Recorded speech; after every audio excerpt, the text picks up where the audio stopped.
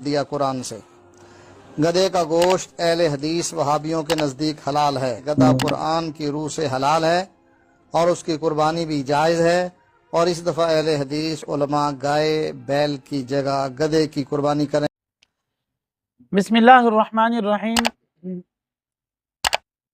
السلام علیکم ورحمۃ اللہ وبرکاتہ۔ سامعین، آپ نے کلپ تو سنا اور دیکھا، عجیب بات ہے، کچھ لوگ کہانیاں بناتے ہیں اور کچھ لوگ اپنی طرف سے نیا فتوے لگا رہے ہیں کہ گدھے کی قربانی جائز ہے۔ کہاں سے جائز ہو گئے بھائی؟ سورۃ انعام میں فرمایا ثمانیۃ ازواج، 8 جانور ہیں، من الابل اثنین و من البقر اثنین، گائے، اونٹ، اور ان کی جو ہے وہ فیمیل بھی شامل ہیں، اسی طرح بھیڑ اور لیلا، اور اسی طرح 8 جانور ہیں جن کی قربانی جائز ہے۔ اس میں گائے، بھینس، بھیڑ، بکری، دمبا، دمبی۔ آپ کہیں گے یہ کہاں سے آ گئی؟ تو یہ ان کی قسمیں ہیں۔ جس طرح گائے بھینس کی قسم ہے، بالکل اسی طرح یہ چیزیں ہیں۔ خیر، یہ بہرحال حضرت صاحب یہ کہہ رہے ہیں کہ گدھے کی قربانی جائز ہے اور ہم اس سال گدھے کی قربانی کریں گے۔ کرتے رہو، ہمیں تو کوئی فکر نہیں، پر خدا کے لیے گوشت خود ہی کھانا، ہمارے پاس نہ بھیجنا، اسی نہیں کھانا، کیونکہ حرام ہے۔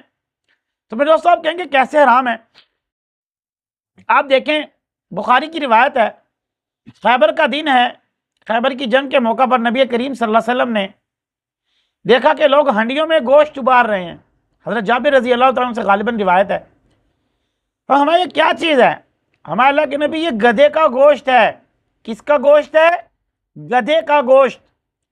آپ نے سے گرا دو، گدھا حرام ہو چکا، تو گدھے کا گوشت حرام ہے۔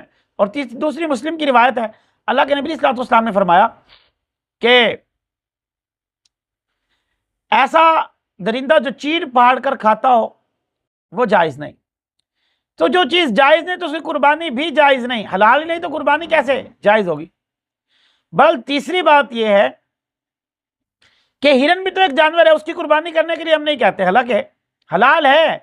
ہر حلال چیز کی قربانی بھی نہیں ہے، جیسے ہرن، مرغی، تو ماشاءاللہ پھر مرغی دی بھی قربانی کر دو۔ مجھے واقعہ اچھے طریقے سے یاد ہے، تھا تو وہ مذاق، لیکن خیر عقل ان کو آ گئی ہوگی۔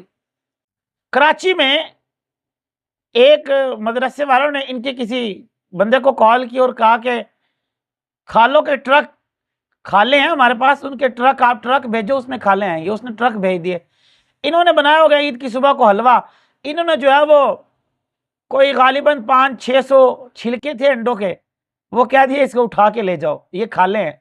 تو کہا ہم تو یہ نہیں لیتے۔ کہا تمہارے نزدیک مرغی کی قربانی لال ہے تو پھر انڈے کی بھی قربانی لال ہے، لے جاؤ یہ کھالے اٹھا کر۔ تو خیر، میرے معزز سامعین، محض کر رہا تھا، یہ تو ایک مزاحن بات ہو گئی۔ گدھے کی قربانی بھی لوگوں کو کس طریقے سے گمراہ کیا جا رہا ہے کہ حیران لوگ سمجھتے ہیں پتہ نہیں شاید قرآن میں کہا گیا ہو، حالانکہ حدیث آپ کے سامنے ہے، میں نے بخاری کی حدیث ہے، میں نے ڈسکرپشن میں بھی یہ جو ہے قربانی کے متعلق لگائی ہے، جو ویڈیو دیکھے لازمی ڈسکرپشن کو پڑھ لے، امید ہے تسلی بخش جواب مل جائے گا۔ تو بہرحال میں عرض کر رہا ہوں، قربانی اللہ نے فرمایا وَلِكُلِّ أُمَّةٍ جَعَلْنَا مَنسَكًا لِيَذْكُرُوا اسْمَ اللَّهِ عَلَىٰ مَا رَزَقَهُم مِّن بَهِيمَةِ الْأَنْعَامِ، ہر امت کے لیے قربانی سورۃ حج ہے۔ پھر سورۃ حج میں فرمایا لَن يَنَالَ لُحُومُهَا وَلَا دِمَاغُهَا وَلَٰكِن يَنَالُهُ التَّقْوَىٰ مِنكُمْ، کہ اللہ کو نہ تو خون پہنچتا ہے نہ گوشت، وَلَٰكِن يَنَالُهُ التَّقْوَىٰ مِنكُمْ، اللہ جو چیز دیکھنا چاہتے ہیں وہ ہے تمہارا تقویٰ، تم کس تقوی کے ساتھ قربانی کرتے ہو۔ قربانی ابراہیم علیہ السلام کی سنت ہے، یہ ساری چیزیں ہیں۔ بہرحال میں آج کے اس ٹاپک پر آپ سے یہی عرض کر رہا ہوں کہ گدھے کو خیبر کے موقع پر رسول اللہ علیہ وسلم نے حرام قرار دیا، اور اس طرح مسلم کی روایت ہے اور قرآن کریم میں بھی آیا یہ 8 جانور، اور ہر حلال چیز کی قربانی بھی نہیں ہوتی، جیسے میں نے عرض کیا ہرن کی قربانی۔